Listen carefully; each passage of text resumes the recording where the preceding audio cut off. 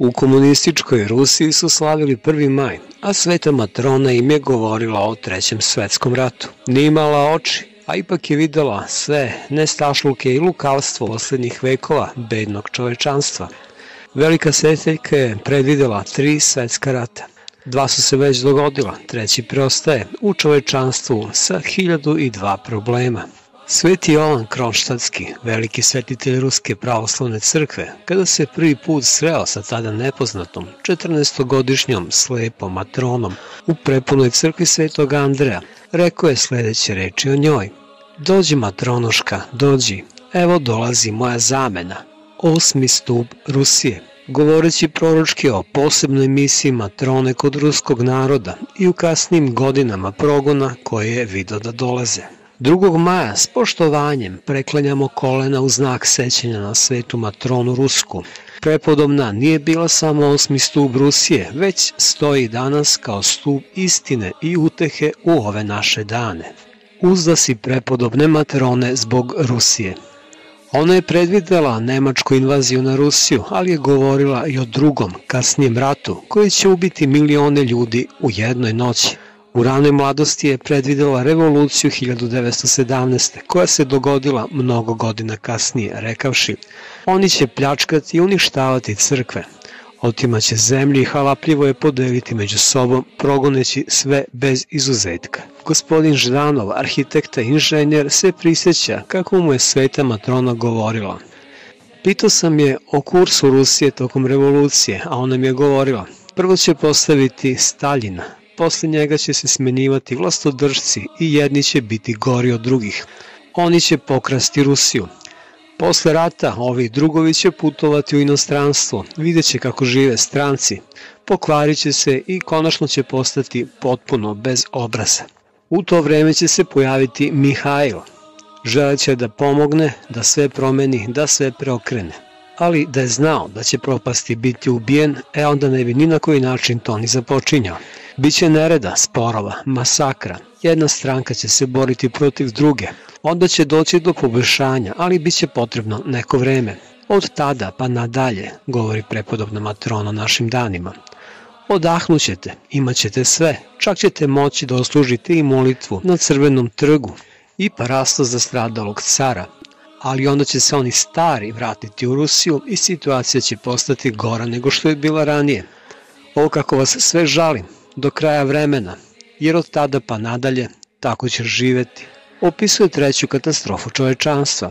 Rat više nikada neće biti na onaj način na koji nam je do sada poznat. I bez rata ćete svi umreti, pašće mnogo žrtava, svi ćete mrtvi ležati na zemlji. Reći ću vam još nešto. Uveče će sve biti dobro i stajati uspavno na zemlji, a kada ustanete sledećeg jutra, sve će biti pokriveno zemljom. I bez rata, rat će se tada desiti. Slepim očima prepodobna je videla da se današnja vrhunska ratna tehnologija koristi protiv čovečanstva. Videla je da će uništenje biti potpuno. Ana Vibornova se prisjeća: matronu sam posetila u danima Velikog posta 1952. Neposredno pre nego što je umrla. Ne boj se, rekla mi je, neće uskoro biti drugog rata. Leći ćemo ovako i ustati drugačije. Kako drugačije, pitala sam je. Rekla mi je, vratit ćemo se na onaj drveni. Matuška, kaže mi, šta znači onaj drveni? Drveni plug, odgovorila mi je. Eto, s tim ćemo tada obrađivati zemlju. A gde će biti traktori koje sada imamo, pitao sam.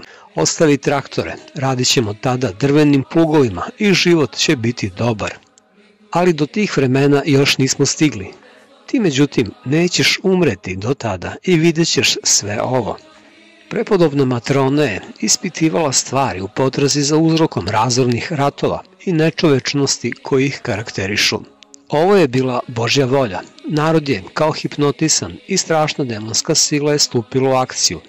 Nalazi se u vazduhu i svuda prodire. Nekada je ova demonska sila živela u močvarama i gustim šumama, jer su ljudi redovno išli u crkvu, nosili i poštovali krst. Kuće su im bile zaštićene svetim ikonama, kandilima koja su gorela, osvećenjem koje su činili. Demoni su odletali i plašili se da priđu takvim kućama. Danas su međutim ove kuće, ali i sami ljudi, postali prebivališta demona zbog svog neverovanja i udaljavanja od Hrista. Savet prepodobne matrone za našu neposrednu budućnost. U danima kad su bile masovne demonstracije, Svetlika je molila sve da ne izlaze, da zatvore vrata, prozori i svetlarnike, jer kako je rekla, stihovi parole demona zauzimaju čitav prostor. Silom krsta se spasavajte i branite. Približava li se iskušenje, moramo se moliti neprestano. Čovjek postaje nepravedan kada živi bez molitve. Neprijatelj nam sedi na levom ramenu, a anđeo na desnom. Obojica imaju svoju knjigu. U jednoj su zapisani naši gresi, a u drugoj naša dobra dela. Češće činite svoj krsni znak, to je vaša brava, kao što je brava na vratima. Pribegni spasonosnoj zaštitničkoj sili časnog i životvornog krsta, da bi krstom časnim zapečatio stvari oko sebe. Imajte upaljena kandila pred ikonama. Doći će vreme kada će pred tobom staviti krst i hleb i reći ti, izaberi. Mi ćemo izabrati krst, govorili su joj, ali kako ćemo živeti? Pomolit ćemo se, pravit ćemo loptice od zemlje, pomolit ćemo se Bogu, ješćemo i nasititi se. Proročki je odgovorila sveta matrona, dok je na drugom mestu rekla, uzet ćete zemlju, napravit ćete kolačiće, prekrstiti ih i bit će vam to kao hleb. Bio je 1. maj 2017. godine i posle slavskog povečerja u čast svetoj matroni u Blagoveštenskoj crkvi u Perisu u Atini, gde se čuva delić svetih moštiju matrone, tragao sam za taksijem u mraku. Posle nekog vremena pronašao sam taksi. Kaže mi taksista, ja sam malo pre došao da se poklonim svetiteljki. Velika je svetiteljka i rešava probleme. Reći ću vam, ali nemojte me pogrešno shvatiti. Znate koliko je razvedenih parova spasila njena milost? Prepustio sam taksisti monolog da bih razumao šta je hteo da mi kaže. Jednom sam povezao par koji je krenuo da se razvede. Rekao sam im da prvo prođu kroz ovaj hram i poklone se svetoj matroni. Bili su dobronamerni ljudi i prihvatili su to.